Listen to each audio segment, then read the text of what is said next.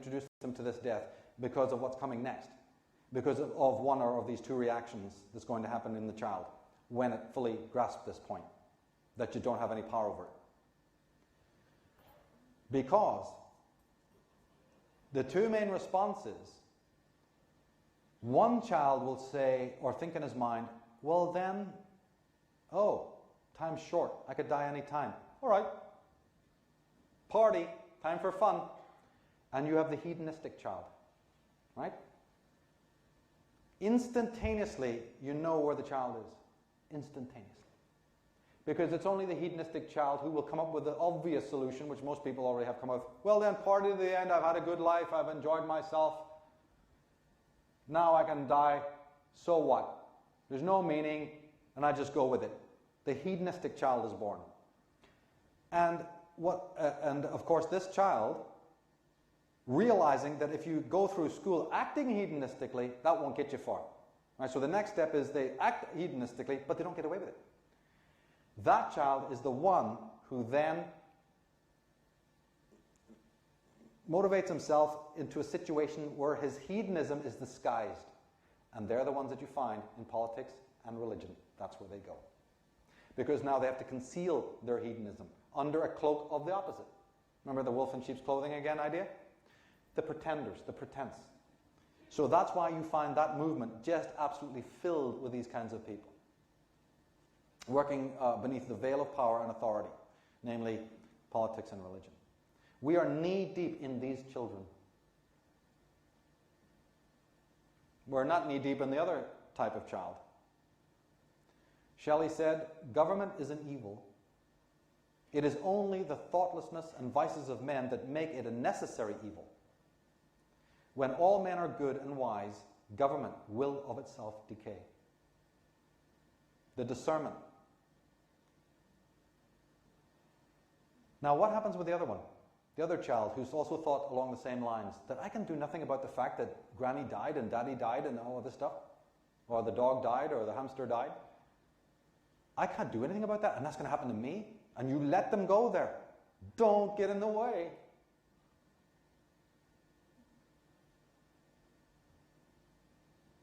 That child is going to become profoundly present and profoundly reverent about every second that it breathes.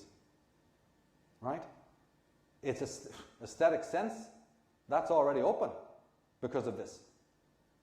Every footstep, every breath is of value. Suddenly you have created something unimaginable, something we need in this world very much. Something that's immorally superior, something lacking in this world has suddenly become created. And as a relationship with life so profound, the Heideggers can't even find the words to describe it. The sorge, the care, the being unto death, not in some morbid, idiotic way, but with an immense reverence, an immense depth. Has anybody bestowed that on that child? No, they brought it from within themselves. It's vital. And the thing that you bring from inside yourself, no force on earth can turn it around and change it. Nothing can do that. Yeah, the thing that has been handed to you by somebody else, of course it can drop. You might even throw it down yourself. But that which you bring from within your soul can never be taken by any force, no matter how strong they appear to be. Because as a matter of fact, they're not strong. And he has imparted it as a gift to himself. An act for and to the self. That is a holy person. That is a godlike person. His life is permeated by it. What's the alternative? Well, you're human. The indentured slave on the stock exchange, the maritime law creature, the animal, the monster, to be moved around as so, sign here, move over there. Visit planet Earth and do absolutely nothing. Don't walk too fast, don't breathe, don't think, don't sit, don't stand until we tell you. Have a good day. But the thing is that this creature is absolutely ephemeral. Because illusion is ephemeral. That which is unreal passes away. It has the seeds of its own destruction within itself. Illusion is an endangered species. The truth is going nowhere. But these thalers and these demagogues, They think of us as pawns. They think of us upgrading us. What does it mean? Improving our incarceration, nothing more. That's all they'll ever do.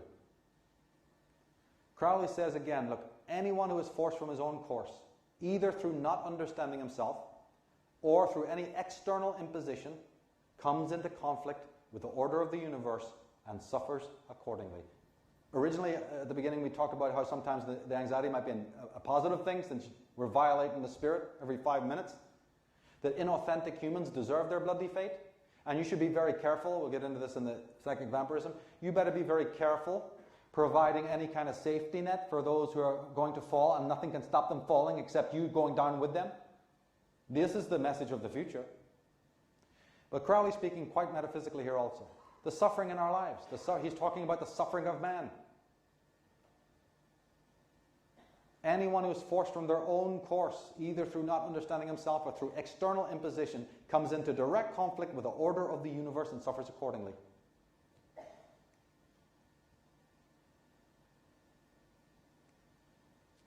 Look at this. Just look at this. You have globalism and all their reams of information and their million-dollar institutes and their million-dollar foundations and their think tanks and their round tables.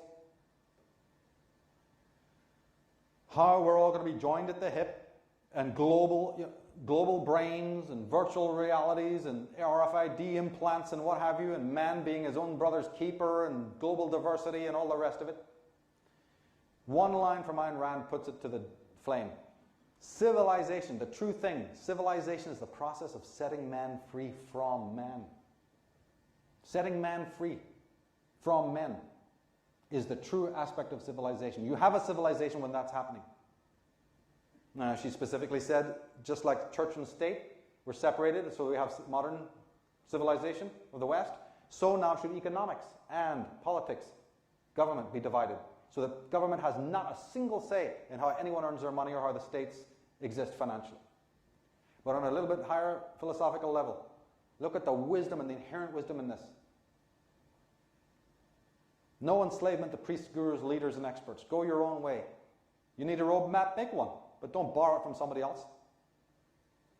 William Blake said, if I do not create my own system, I am sure to be enslaved by the system of someone else. Fromm says that the fact that millions of people share the same vices doesn't make them virtuous. The fact that they share so many errors does not make those errors to be truths. And the fact that millions of people share the same forms of mental pathology does not make them sane. The Caesar, Marcus Aurelius of Rome, said the object of life is not to be on the side of the majority, but to escape finding oneself in the ranks of the insane. It's okay for the Caesars to say it, but if you try it, you're going to be locked up, called madman, a conspiracy nut. Rousseau said to be sane in the world of madmen is itself madness. J. Krishnamurti, he put it this way: it is no measure of health to be well adjusted to a profoundly sick society, but that's what the global village is. A summer camp for psychotics. Rand says, men have been taught that it is a virtue to agree with others, but the Creator is the man who disagrees.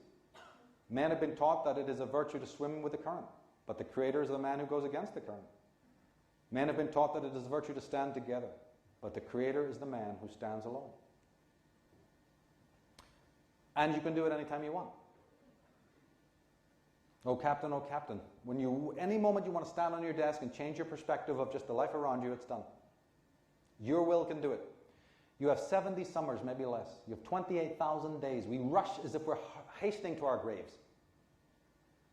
But this virtue of virtues, we're talking about awakening it in the child. You can awaken it in yourself any time of the day or night. That's why time is not required. That's why historical processes and test tubes and more money spent on X amount of experimentation is not necessary at all. You turn the switch on in your heart and your mind whenever you feel like it. And if you don't, it's okay too. Because life itself goes on regardless of what you do. That universal intelligence goes on regardless. That also is a certainty that moral beings rely on. But humanity, as never before, is split into two apparently irreconcilable halves, says Jung. Psychological rule says that when an inner situation, there's a famous quote, this one, when an inner situation is not made conscious, it happens outside as fate. That is to say, when the individual remains divided and does not become conscious of his inner opposite, the world must perforce act out the conflict and be torn into opposing halves. So those people who are not going to get any of this and do any of this homework, don't get in the way. Because life is the better teacher than you could ever be. We talked about the flow of the bioenergy. Once you're in dialogue with that bioenergy, once you understand that it's one, a whole other type of consciousness comes about. You understand that it's borrowed also. You understand that that universe is going to continue because it's full of that bioenergy and it doesn't plug in, it's negentropic. The spirit of nature, right? The flux, the reservoir of all of our bioenergy is absolutely eternal and everlasting and never static. Compasses and protractors are prohibited, don't work. I always use the metaphor of a candle or a match. If you strike a match, you see the flame appears at the top. That's the energy. Where did it come from? It came from the ether, it came from the still point, wherever you want to call it, the etheric. Strike another match, there it is again, the flame, the same flame. Strike another one, there again. Strike as many matches are existing in the world, strike as many matches that could be existing on the frickin' moon and any other planet you can think of or star. If the entire universe was filled with matches and you went through the process of striking them all, not one, not even trillions upon trillions of struck matches would weaken the flame at all. Every match struck in the same way, the same flame appears. The stick of the match is the matter of our bodies, just like the wax of the candle. That's the material part that fades, it dies. But Schopenhauer said that the light that comes into the body is not extinguished one bit by the demise of the body that houses it. In your consciousness, you either align with that flame, or you align, as the materialists and the non-thinkers do, with the match. The hedonistic child is different than the philosophically aware child, isn't it? The existentially aware child. It's just a matter of alignment, because you are that flame. You are that flame. You stand at the center of it all, and you burn with that bioenergy that is on loan to you, and where it goes, you will go if you follow it to its source. Because you're already at that place. There is no going at all on a circle you can walk, but you're always at the place where you need to be. On a circle of a journey, which this is all about. On this great journey of time. You can actually stand and be still because you are on a circle at the place where you need to be. Movement is ultimately an illusion. Remember that the false and the unreal pass away, and that evil has within it the seeds of its own destruction. But the eternal flame never dies. And that ego part of us must learn in time to be embraced by that imperial self. Hating the ego, karate chopping it to death, sedating it, believing it to be some sort of evil thing is the sign of the false teachers who've taught you that. That's what they've done to their consciousness. Now, R.D. Laing says that the true sanity entails the dissolution of the normal ego, that false self competently adjusted to our alienated social reality. The emergence of the inner archetypal mediators of divine power, and through the death and rebirth, and the eventual reestablishment of a new kind of ego functioning. The ego now being the servant of the divine, no longer its betrayer. And there's a lot in that, of course. There's a lot that he's saying there. But he's basically just saying that the ego plugs back in. Instead of trying to embrace that which is too big and too great and too rich and too deep for it, it allows itself to be embraced. And that will happen with the awakening of the aesthetic sense and the installation of the virtue of virtues.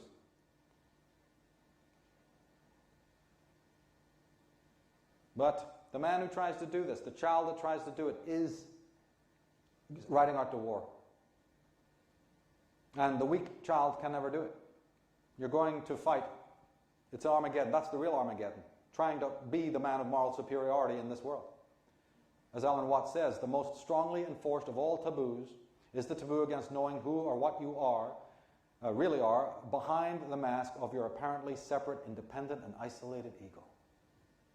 The most strongly enforced of all known taboos is the taboo against knowing who or what you are behind the mask, right? The social persona of your apparently separate, independent, and isolated ego.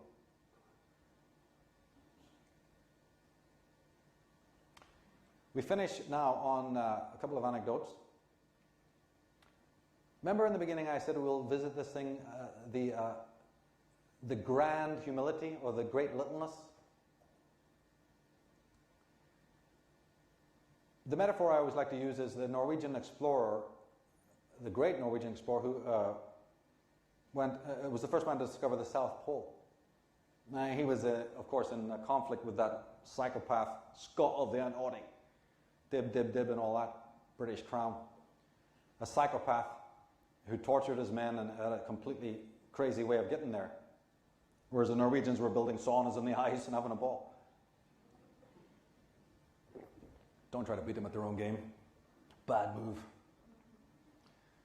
When Royal Amundsen arrived at 0 degrees latitude, 0 degrees longitude, his men said, "Speech, make a speech. Say something." You know, they were Christians. They put the flag, you see, and now he's standing there, and they were not just saying for themselves in Norway, they were saying, "Speak as a human, say something for the whole of the human race, because you're equidistant at all times."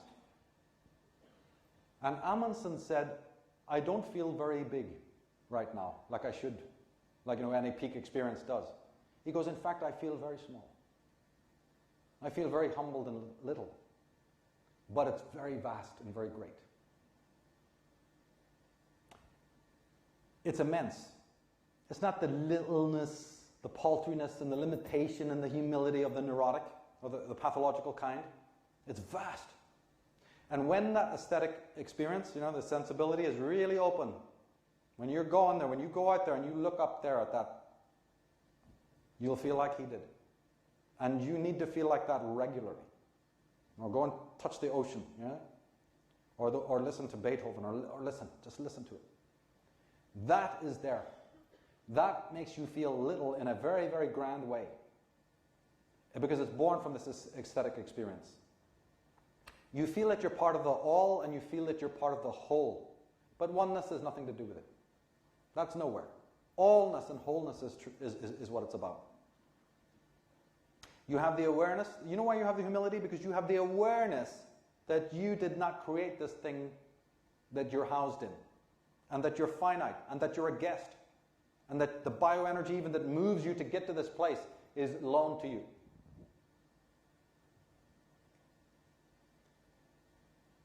His was a moment of spiritual victory, right?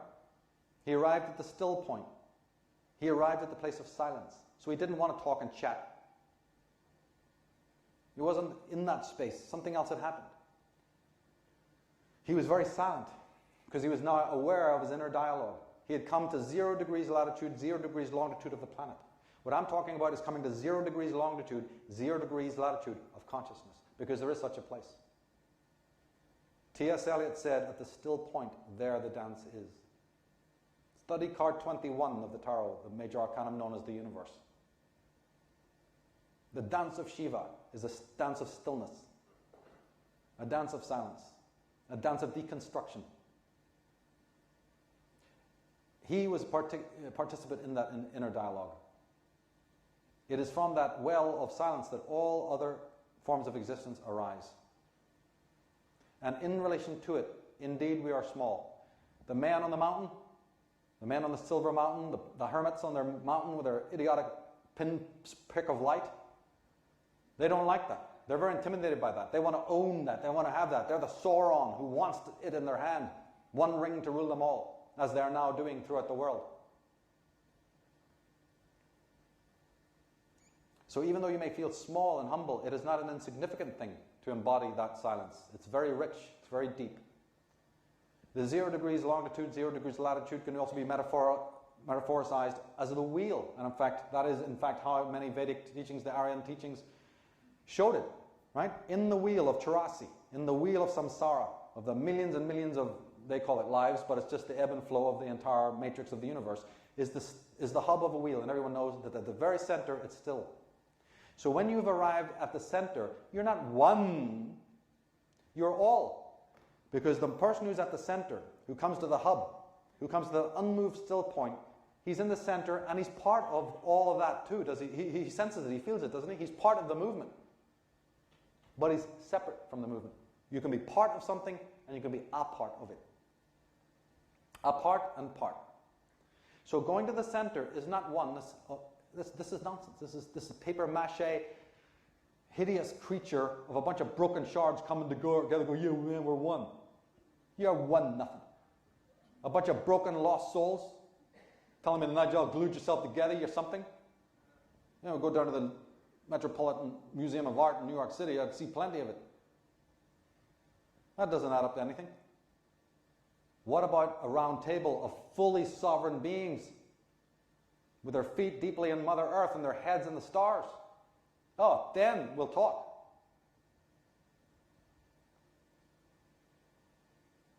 But coming again to that place, it's just like any martial art or any dance, nobody can prop you up. It's preposterous. Nobody can stabilize you. Nobody can show you how to play the damn thing. You have to sit and do it yourself. Synchronize your hands. Listen to your body. An act of playing a musical instrument is eye, brain, mind, body, posture, fingers, synchronicity. Posture, sitting, the whole one thing leads to the other. There's not one thing is doing it. The entire body, including the mind. The mind is only one part of a thing that's involved in that process. When you're not part of the still point, what are you? Well, we know that. We're part of the Michel Foucault drama of power play and panopticons and entanglement and thraldom.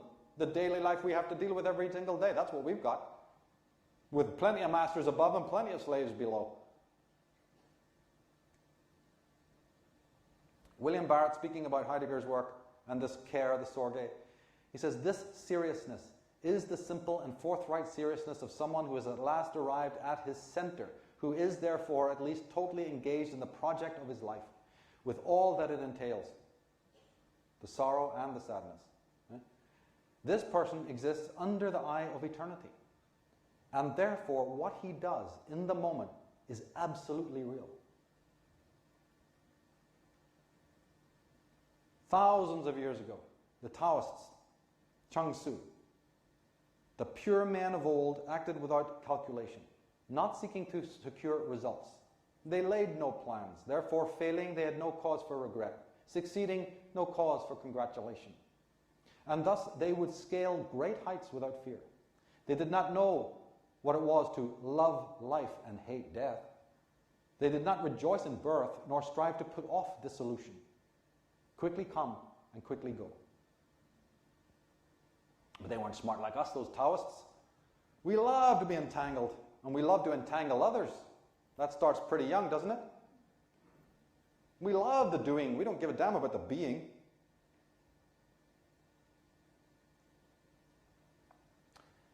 But despite it all, and that chronology we talked about, that there's still room for hope, that the scars are, kind of fresh, and once the healing process, if unmolested by Big Brother knowing that the healing process could take place if we were left alone for 5 bloody minutes. I mean, these are the parasites who are preventing and holding civilization back. Because they know that, as a matter of fact, we're moving ever further away from the trauma. That's why they keep on instilling the mini-traumas, the micro-traumas, in which we're all caught up right now. But Blake, being the man he was, said, look, the fool who persists in his folly, don't stop him, continue. Because he will eventually become wise the long way around, the scenic route. But once he's done it, nobody can fool him, because he's done it all.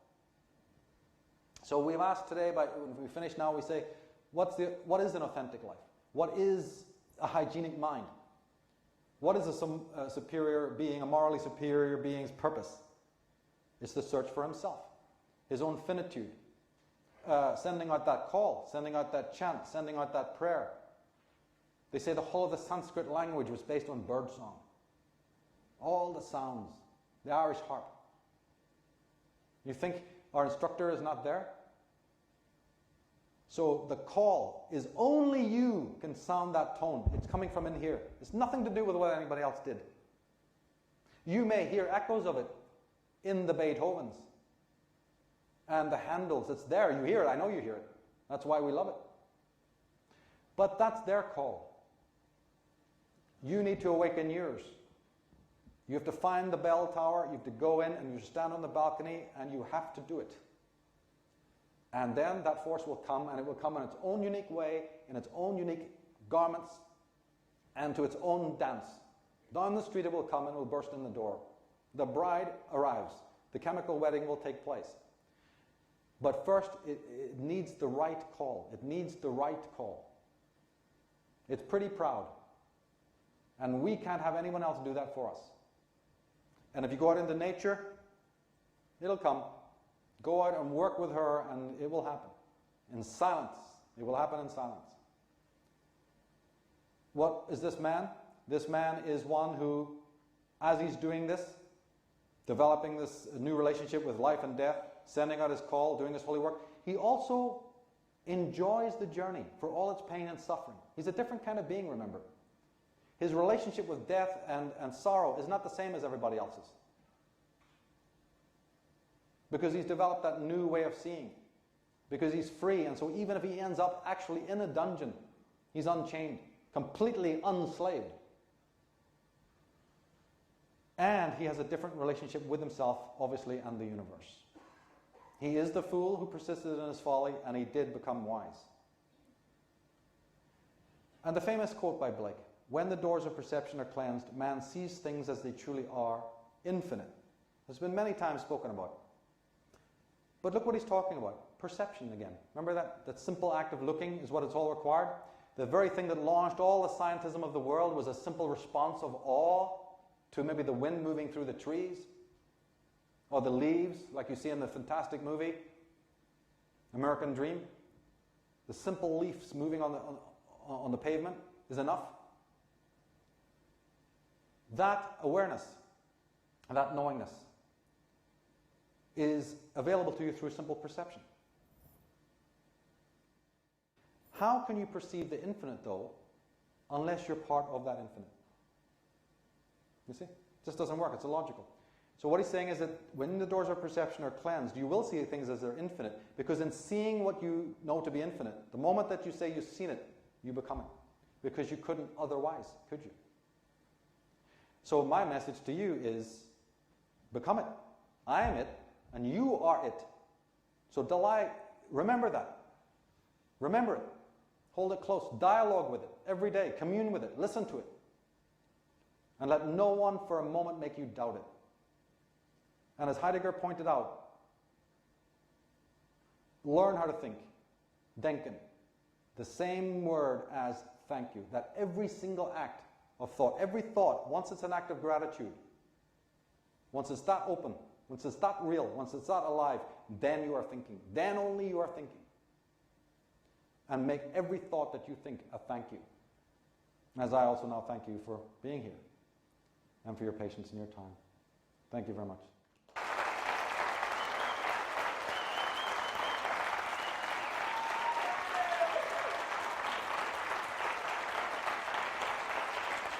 Cheers, mate.